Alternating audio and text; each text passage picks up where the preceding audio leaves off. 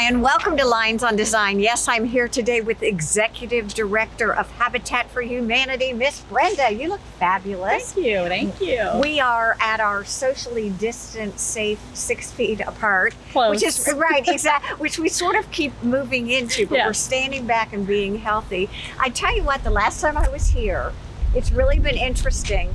This house was but a figment of our imagination. You're right. Carolina's house was not finished yet. Right. And this house was under construction. And as I recall, there were a group of young design and architect students who were here. Oh, yes. That's Yep. how long it's been since a while, I've seen yes. you all. So I've been telling people we have a neighborhood now. We have neighbors. You do. So It's adorable. Our community has turned into a neighborhood now. I love it. So talk to me about the progress that you've made, the goals for the next coming few months, if you will, and the volunteers that are making all of this happen.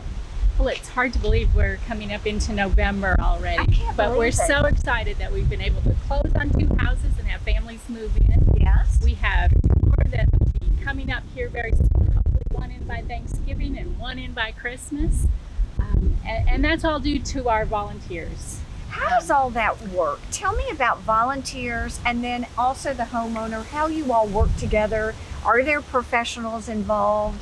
Tell me how the whole system works. We get a little bit of everything. Okay. But most of our volunteers are retirees who Okay. are living here on the island.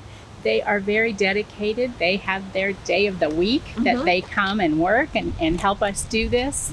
And as I was telling you, it's hard enough in the summertime when we've got the heat and humidity going on, but this year we threw this pandemic on top of it. Yes, exactly. So it slowed us down considerably, but we had just this dedicated group that continued to come out and help us build, helped us get these 4 houses where they are, and we can't thank them enough for all that they've done for us. We're so grateful. How do people volunteer? And if they do want to volunteer, what kind of special skill set do they need? We provide the supervision and the Oh, do training you? to Okay. have them come out. We provide all the tools for them. So if someone's interested in volunteering, they can go right to our website, and Okay. there's a calendar that they can look at that shows okay. what we're doing, and actually sign right up online. So if I specifically am not a great painter or whatever, my skills and strengths or my deficits, can I sign up specifically for something? We try to How's that work? let the volunteers know what's coming up. Okay. So if you like painting and painting is next week, you'll be able to see that All right. and see that in a newsletter that you'll get. So the things that you like to do, you can come out and work on those days. And the other thing is, as we're kind of looking at this house, it's so pretty. What about as far as a time commitment? Do you like as a volunteer for me to come once a week, once a month, as much as or as little as I need? Okay. You can do what you want. Like I said, we have a core group. Okay. Once they get out here and they meet the people, they have a great time, they like to come back. So a lot of times Wednesday will be their day that they come out and work every Wednesday. Well, it was interesting. Brenda said that you had a volunteer appreciation day and that you set things out and you had a wonderful participation, which it's really like a community now, isn't it? It is. We have one volunteer who makes a great pulled pork. So Oh, there you go. he brings his cooker in here and made pulled pork for everybody. Exactly. If I can say it. Exactly. And just to be able to share with them, I told them yesterday when we met that I was wishing that I could take each one of them to a closing with me.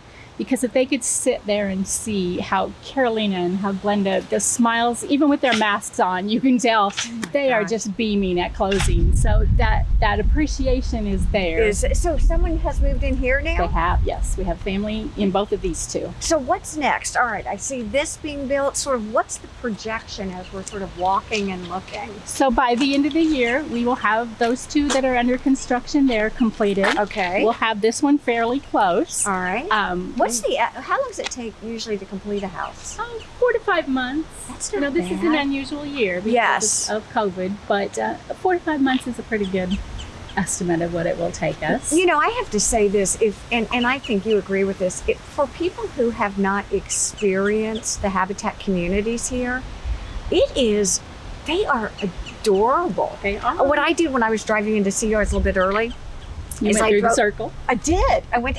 It looks like Halloween for sure. And every time I go, how do you explain for people to come and turn in? And it's James Patterson. It's Alex Patterson. Alex is Patterson the road. Right off of Boulevard. Marshline. It's Alex Patterson, and then Habitat Circle over there was our first phase. That's where we have 16 houses over there. So all of those families have moved into their homes over there, and it's a wonderful little community over there. And we have people that drive through and say, this isn't what I was expecting low-income housing to look like.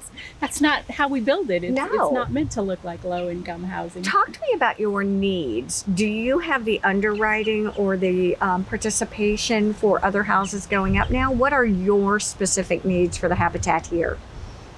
As far as, finishing this development obviously is next. Financial. Do you need people to be underwriting new houses at this point? We do. It's our end of year time when all of the nonprofits are getting their annual appeals ready. We're working on ours as well. See, that's really what I was asking. Yes. Now I should have. Hopefully folks will get that letter and respond to that.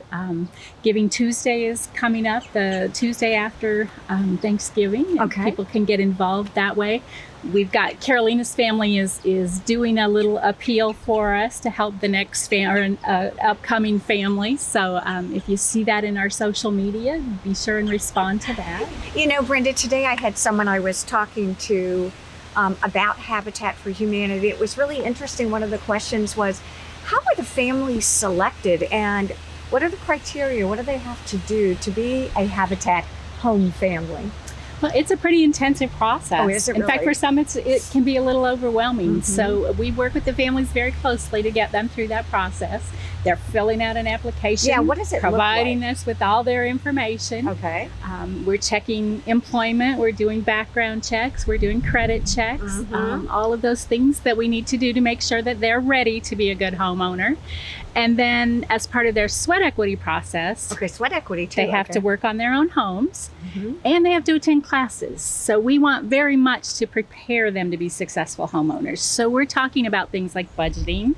Oh, there are classes for that they go to? Predatory lending.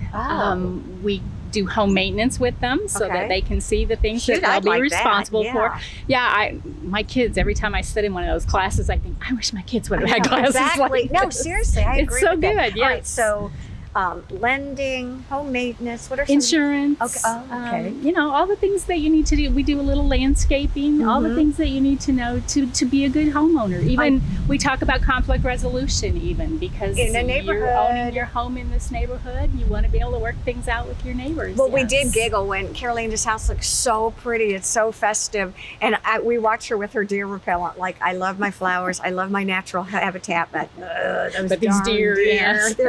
Now, what about sweat equity? Do the folks actually come out, families come out and work? That's one of the best parts of this program in my mind because the volunteers that are helping to build the house get to meet the family that's going to live in that house and they work alongside them to build that house. So it's that extra special touch to it that they get to know the family that's going to live there. In the about minute and a half that we have left, if someone wants to participate as a volunteer, or if there are families out there that might be interested in applying to become a homeowner, how do they do that? What's the actual... Can you demystify that for us? So volunteers, easy. You go to our website at habitathhi.org. We've got a calendar online where you can actually see what we're doing and sign up for the days that you want to work. Okay. As far as home buyers, right now we are not taking applications, but when we are ready to start that process again, we let as many nonprofits and churches and United Way and all of them know when we're doing that so that they can get in on the process. It is amazing to talk to you. There's just so much information available. And this is such a wonderful organization. And it's not 1,000 degrees out. All is well with the world. It is a little windy today, but all is well with the world. Brenda, it's great to see you. We want to thank all of you for joining us here on Lynes on Design. Have a great day.